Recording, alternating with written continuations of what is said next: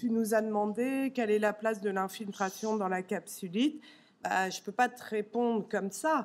Ça dépend de plein de choses. Ça va dépendre de la phase, du caractère de gravité du patient, et puis d'une notion qu'on aime bien, c'est est-ce que c'est une capsulite idiopathique ou est-ce que c'est une capsulite secondaire. En fait, ce n'est pas du tout la même prise en charge. Donc, je vais vous faire bosser, du coup. Voilà.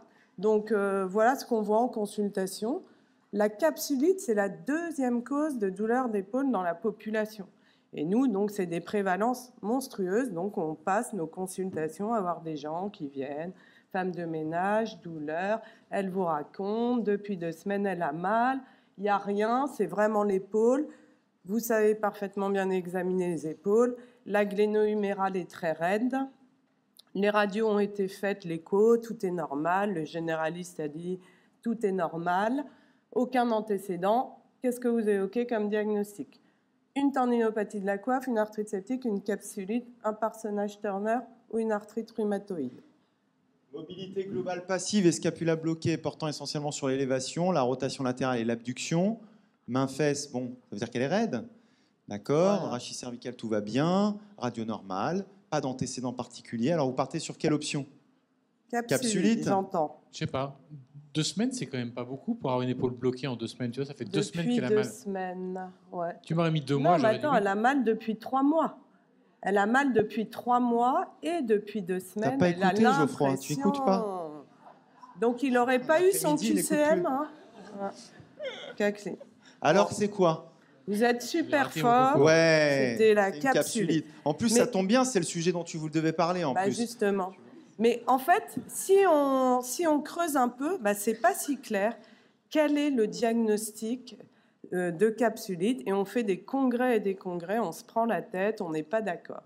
Donc il y a un consensus, c'est la capsulite idiopathique, celle où il n'y a aucune autre cause. On est à peu près tous d'accord pour dire, voyez les courbes, la douleur qui monte, comme cette femme, puis à un moment il y a la raideur, et puis la courbe de la douleur cross avec la courbe de la raideur, et les radios sont normales. Franchement, c'est typique d'une capsulite.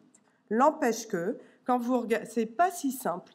Et c'est pas si simple. Et bon, il y a un généraliste dans la salle, peut-être d'autres, mais franchement, vous êtes meilleurs que les généralistes parce qu'ils font jamais le diagnostic. Il y en a 60% qui font pas le diagnostic. C'est incroyable. Et très souvent, les patients, ils sont adressés par les kinés qu'on dit aux patients, quand même, c'est bizarre, ça n'a pas l'air d'être une coiffe, voilà. Donc, vous êtes très bien placé dans cette pathologie. Attention, la douleur de l'épaule qui commence à s'enraidir, c'est évident, c'est pas normal, il faut faire quelque chose.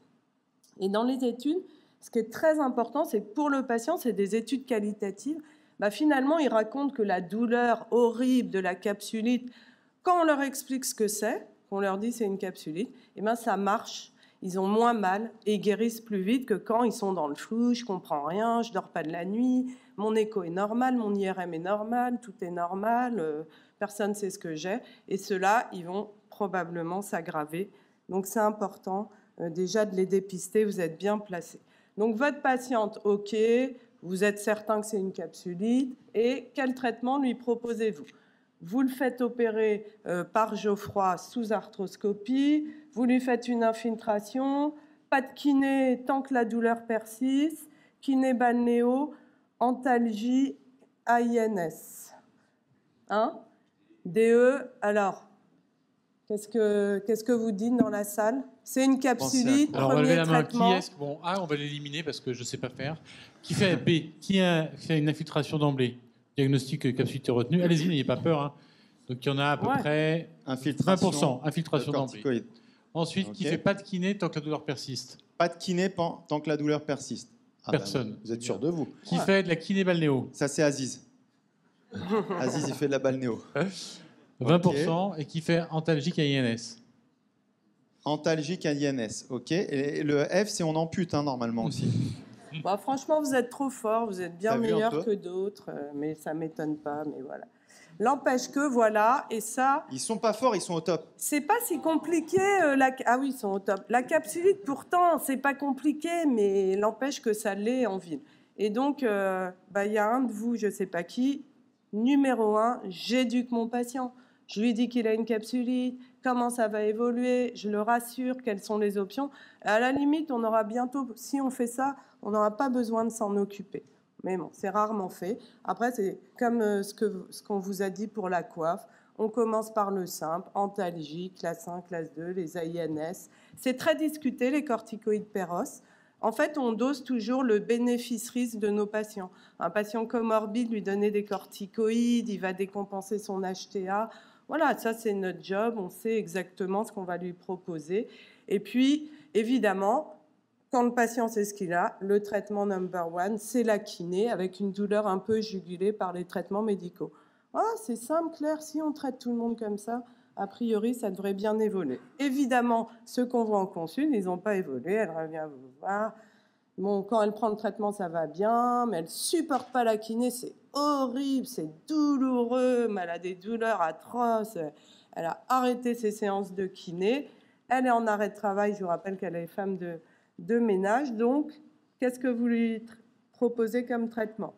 Infiltration intra-articulaire de corticoïdes, intra-articulaire de PRP, arthrodistension, kiné intensive, ou de nouveau aller revoir Geoffroy, parce que ça ne va pas, et voilà. Alors, qui fait une infiltration intra-articulaire de corticoïdes? Un tiers, 40%. Qui fait une injection intra-articulaire de PRP? Okay. Qui fait une arthrodistension, qui pense qu'il faut faire une arthrodistension? 5%. Qui fait de la kiné intensive et qui fait de la chirurgie, il y a quand même 70% des gens qui font rien. Ouais, il y a 70% qui n'ont pas répondu. Alors, tu fais quoi? Bon, franchement, voilà. Là, elle est en échec d'un traitement médical bien conduit. Le diagnostic est clair, c'est simple. Oui, là, on peut lui proposer en deuxième intention une infiltration intra-articulaire. C'est quand même sous-tendu par des données physiopathes de plus en plus connues dont tu vas nous parler, Frédéric. Ouais, c'est quoi la capsulite? Voilà, vous regardez en bas, là, la capsule, c'est tout ce qui est blanc, qui se rehausse. Ça fait environ 18 mm de prise de contraste. Qu'est-ce qui se passe à la phase initiale? Il y a une néoangiogénèse, il y a une énorme inflammation, il y a plein de cytokines. Donc, il faut interrompre cette cascade inflammatoire. Et donc, tout ce qui est anti-inflammatoire va aider probablement à diminuer la douleur à cette phase. Il y a même des études intéressantes qui ont montré que quand vous injectez un corticoïde, vous diminuez ensuite la prolifération de fibrose. Bon, ça reste à être confirmé. Et puis, surtout, en pratique, et vous le savez, ça va aider à reprendre les séances de kiné parce qu'on va casser cette douleur inflammatoire. Et là, on pourra reprendre la kiné. Alors, les évidences, je ne rentre pas dans les détails. À cette phase-là, a priori, avec tous les risques de biais, l'intra-articulaire, ça marche mieux que la physio. Mais toujours dans ces études, si vous mettez intra-articulaire et physio, là, ça marche aussi sur la mobilité. Tout ça, c'est des évidences qu'on connaît, mais c'est jamais fait dans ce sens-là. Après, on en discutera, pourquoi pas. Donc, toujours 29 patientes, parce que forcément, vous les connaissez, une grande partie va aller bien et une grande partie n'ira pas bien. Donc, elle a eu son injection, tout s'est bien passé, la kiné, mais elle est toujours en arrêt de travail, elle ne peut plus rien faire, elle ne peut pas reprendre le travail, elle est désolée à 5, elle pense qu'elle ne va jamais guérir, elle n'en peut plus, elle est au bout de sa vie, comme disent les jeunes. Qu'est-ce que vous lui proposez? Acupuncture, IAPRP, 2 patientés, chirurgie, une arthrodistension et de la kiné intensive. Alors, qui fait qui fait de l'acupuncture? Qui fait du dry needling? Ah oui. Parce qu'il y a du dry needling, tu sais. Toi, tu fais du dry needling, d'accord. Donc, tu es serré à ce stade-là, ou même avant. Et qui fait du PRP? Personne. Vous avez raison, vous n'avez pas le droit. Qui patiente? Parce que ça fait déjà 9 mois qu'on patiente là. Qui a envie? Toi, tu patientes encore. Tu dis aux patients, ça va être long. Ouais. Toi, tu aimes bien dire ça. Non, oui, mais elle ne dort pas de la nuit, elle ne travaille pas, elle ne peut plus s'occuper de ses enfants. Ah oui. Je vais au médecin de la douleur, moi. Oh là là. Mais dis donc, heureusement que je ne pose pas mes questions au chirurgien, mais tu aurais 0 à toutes les questions. Voilà, donc chirurgie. Et après, qui fait une arthrodistension et une rééducation costaud? Ah oui. Ah oui. Bon. Ah, ils sont vraiment au top. Hein. Ils sont au top. Ouais. Pas tous, à 9 mois, on n'est plus dans la phase inflammatoire, normalement. Alors, c'est ce qu'on va voir. Tu es à la limite entre la phase inflammatoire et l'enraidissement. Si tu n'agis pas maintenant, tu arriveras à la frozen shoulder et là, il faudra l'opérer. Et c'est peut-être pour ça que tu as choisi cette phase. Non, mais voilà. On est avant la fin. Elle a encore mal. Elle a encore des douleurs. Elle est de plus en plus raide. Et tu nous connais, on va tout faire pour éviter que tu l'opères. Mais je pense que j'ai dû opérer une fois dans ma vie une séquelle de capsulite. Et donc là, on est à la phase dont tu vas nous parler. On passe de la phase inflammatoire à la fibrose, mais autant éviter ce passage à la fibrose avec ces myofibroblastes, ces fibroses, l'épaississement. Là, c'est trop tard. On n'y arrivera plus, ça sera compliqué. Donc si on peut les prendre en charge. Mais par contre, je suis tout à fait d'accord avec toi, Geoffroy, il faut imager. Or, jamais y mettre de l'imagerie. Or, je suis d'accord, on est là, on ne sait pas, on est à quelle phase. Eh bien, allons-y. On a le droit de demander quand même une IRM à ce stade. Et dans les recos, on a l'impression que demander une IRM, bah si, on est à quelle phase et je prends mes décisions. Après, on discutera des autres options. Donc là, on se retrouve, c'est des séries de patients. Il y a une étude, celle de Buchbinder, qui est quand même très bien faite, c'est la seule. C'est des études, ils ont tout eu, ils ont eu les INS, les topiques, les injections, la physio, le machin, le truc, l'ostéopathe, le chiropathe, le chiropathe, le masque. Enfin, ils ont tout eu, ils sont en échec, donc oui, là, quand même, on peut leur proposer, c'est probablement la bonne indication ou pas, hein, on en discutera. Donc nous, c'est des patients, on est tertiaire en centre de rééducation avec Alexandra, on les reçoit à cette phase-là, et donc on a toute une procédure. Le diagnostic, il est certain, ils sont très raides, ils ont tout eu. Donc maintenant, les chefs, ils infilent sous écho. Nous, je vous dis, pendant 35 ans, on a infiltré en intra-articulaire sans écho. Mais j'ai rien contre l'échographie. Donc on fait une procédure d'arthrodistension. En fait, ce qui va compter, c'est de mettre un anesthésiant. C'est ça qui marche. On leur met de la xylocaïne par voie postérieure. Et dans la demi-heure qui suit, c'était le deuxième film, mais tu vas nous en parler, c'est ça qui marche dans la demi-heure. Au moment de l'anesthésie, ils descendent sur le plateau technique. Et là, il y a tout un protocole de mobilisation. On va profiter de cette anesthésie pour les mobiliser intensivement. Voilà. Et le but, c'est de faire... parce que souvent, avec la capsulation, le but, c'est quoi? Tu essayes de détruire la capsule, de la faire exploser ou pas du tout? Oui, bah c'est un peu ça, oui. Ouais. Non, pas du tout. Le but, c'est d'anesthésier la capsule. C'est juste une infiltration gléno-humérale, c'est pas vraiment une capsule. Non, c'est une anesthésie, mais je suis d'accord. En fait, le but, c'est pas forcément... Oui, bah bon, voilà, très bien. Le but, c'est de profiter de l'anesthésie par l'intra-articulaire pour lui récupérer un maximum de mobilité et ensuite faire l'infiltration de corticoïdes. Alors, pourquoi est-ce que tu fais pas ça sous bloc? Tu vois, moi, je me rappelle qu'à une époque, on faisait ça, il y a longtemps à Saint-Antoine, on faisait des blocs plexiques et on faisait des mobilisations sous-âgées des articulations. Alors, tu as raison, c'est très à la mode. Maintenant, ils font des blocs du nerf suprascapulaire et ils mobilisent. Après, qu'est-ce qui est le plus délétère? Quel est celui qui a le plus d'effets secondaires? Il faut qu'à un moment donné, on le dise. Et en plus, nous, les arguments, c'est sur les arguments IRM. On leur fait une IRM GADO. Donc IRM avec injection intraveineuse de GADO, parce que là, on est à la phase tertiaire, on a le droit d'explorer, de comprendre ce qui se passe. Quand vous avez une IRM GADO, même à cette phase, où il y a une néoangiogénèse, un rehaussement dans le récessus, un rehaussement dans l'intervalle des rotateurs, voilà, il y a un problème intra-articulaire, il y a une synoviale hypervascularisée, une capsule épaissie. Donc c'est sur l'argument de l'IRM qu'on décide de faire l'arthrodistension mobilisation. Après, je suis d'accord, de plus en plus, on revient à la mode qui est très ancienne de faire un bloc du nerf suprascapulaire. C'est fait par plein d'équipes. Pourquoi pas? C'est peut-être bien. Nous, en fait, on fait notre expérience. Maintenant, je ne parle pas de l'évidence. Ça fait, là, on a 300 capsulites qui arrivent en pleurant de la ville, qui ne peuvent plus bouger.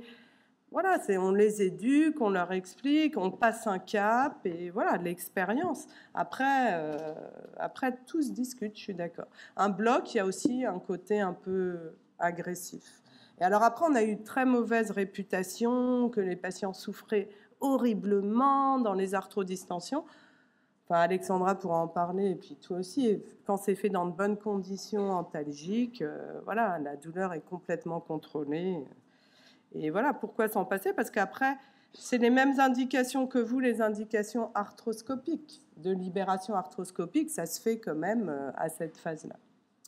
Juste pour finir, pour toujours pareil, vous voyez, c'est ce que tu vas nous dire, il y a aussi, est-ce que ce traitement, vous le faites sur les capsulites secondaires? Déjà, ça c'est une conférence d'experts, de chirurgiens de l'épaule américains. Est-ce que vous pensez qu'il y a des capsulites idiopathiques et des vraies capsulites secondaires, ou pour vous, il y a les capsulites idiopathiques et l'épaule raide? Qui a un avis là-dessus? Aziz, tu peux nous donner ton avis, puisqu'il a une grosse expérience des capsulites. Est-ce qu'il y a vraiment des capsulites? Alors, donc la capsulite, la définition, c'est idiopathique, mais est-ce qu'il y a des capsulites secondaires? Est-ce que ça existe? Est-ce que suite à une fracture, etc., c'est le même phénomène qui apparaît, ou est-ce que c'est une autre maladie? Pour moi, il y a des capsulites idiopathiques et des capsulites secondaires, mais toute raideur post-opératoire n'est pas une capsulite. Et c'est ça la différence. En fait. Ils sont vraiment au top, hein? Bah attends. Non, bah excellente réponse. Moi, je dis pas ça, je plaisante. Ils sont meilleurs que les chirurgiens. Ouais, j'en profite. Hein, il y a une majorité de kinés, machin.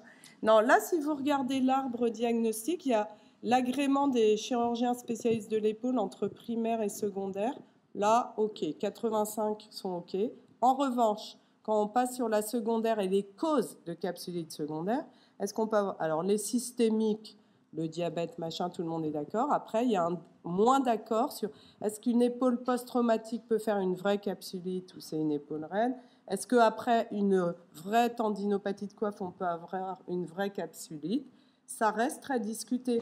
Et quand vous faites des revues systématiques, il y a l'équipe, c'est de Lederman, en fait, c'est jamais précisé. Donc, on parle parfois d'idiopathique, parfois de secondaire, on ne sait pas de quoi on parle, et du coup, effectivement, on ne sait pas si ça marche ou pas. Je pense que la notion diagnostique, elle manque. Elle manque systématiquement. Sur ces capsulites secondaires ou pas secondaires. Moi, il y avait, par exemple, souvent on parle de capsulites après prothèse anatomique. Ouais. Et puis, on dit souvent, à 1 an, l'épaule, elle a tout récupéré après la prothèse. Ça récupère, la capsulite récupère spontanément. Sauf qu'il y a des vraies capsulites qui durent 2 ans ou 3 ans. Bien Donc, sûr. si ça va plus vite sur une prothèse, est-ce que c'est vraiment une capsulite? Est-ce que c'est vraiment ce phénomène-là, Geoffroy? Qu'est-ce que tu en penses, toi? Est-ce qu'il y a des capsulites sur les prothèses anatomiques? Oui, il y a des capsules. Enfin, oui, il y a des raideurs. T'aurais dit oui, toi? Moi, des raideurs, est-ce que c'est il y a des raideurs post-opératoires. Si tu as une raideur post-opératoire qui n'est pas douloureuse, pour moi, c'est une raideur post-opératoire. Une raideur douloureuse. Et si elle est très douloureuse, c'est possiblement, mais c'est quand même pas très fréquent. Nous, une épaule douloureuse, raide en post-opératoire, une prothèse, c'est une infection larvée jusqu'à preuve du contraire. Mais coiffe. Ouais. Alors, c'est là où... Hop, sur les coiffes, t'en as. Sur les coiffes calciques. Donc, sur les calcifications. Sur les calcifs en post-épisode calcique, il y en a. Donc là, vous êtes bien placé, vous avez des épaules raides, et nous, on pense qu'il faut les démembrer, il faut essayer de comprendre, est-ce que c'est une épaule raide, est-ce que c'est une capsulite, est-ce que c'est une tendinopathie du long biceps, est-ce que c'est une lésion de l'intervalle des rotateurs? Maintenant, on est tout à fait capable. Donc oui, on recherche s'il n'y a pas une vraie capsulite, et là, évidemment, moi, j'ai des conflits d'intérêts avec l'IRM, mais voilà, on pense qu'à ce moment-là, on peut proposer une IRM. Il y a quand même pas mal d'études qui ont montré qu'une IRM avec des radiologues spécialisés, c'est l'examen le plus spécifique pour mettre en évidence une capsulite. Et ça veut dire qu'on va parfois avoir des patients, donc là, vous avez les capsulites secondaires des diabétiques, où vous avez ce type de rehaussement dans l'intervalle des rotateurs, le récessus, et les cas dont on parle plus compliqués. Donc là, c'était une patiente qui avait une ostéosynthèse. Vraiment, elle avait un schéma clinique capsulaire, elle avait l'histoire. Alors, ça aurait pu être la vis qui dépassait ou je ne sais quelle autre idée, mais finalement, l'IRM, alors avec des radiologues qui ont l'habitude, anti-artefacts, on a vu qu'elle avait tous les signaux de la capsulite. Là, en bas, c'était une acromioplastie qui se présente comme une capsulite secondaire. L'IRM, elle est typique. Et puis, voilà, après, un dernier cas, là, c'était un jeune homme qui nous a adressé, sportif, il avait une lésion du labrum. Il raconte tout de la capsulite comme l'idiopathique. Et en fait, sur sa lésion du labrum, il faisait une capsulite. Donc, ça permet peut-être, quand on suspecte, de mieux diagnostiquer. Voilà. Donc, après, le terme « personne n'est d'accord ». On est quand même d'accord que c'est un problème de capsule synovite. Vous avez vu les difficultés diagnostiques, mais enfin, sauf chez vous, visiblement. La prise en charge, elle est bien codifiée. On a 0 recommandation. Comme vous avez vu, personne n'est d'accord pour la prise en charge. Il est évident que la kiné a une place très importante et que c'est vous, très souvent, qui dépistez les capsulites et qui vous nous les adressez et qui les prenez en charge quand ça suffit. Je vous remercie. Merci beaucoup. Reste là, Marie-Martine.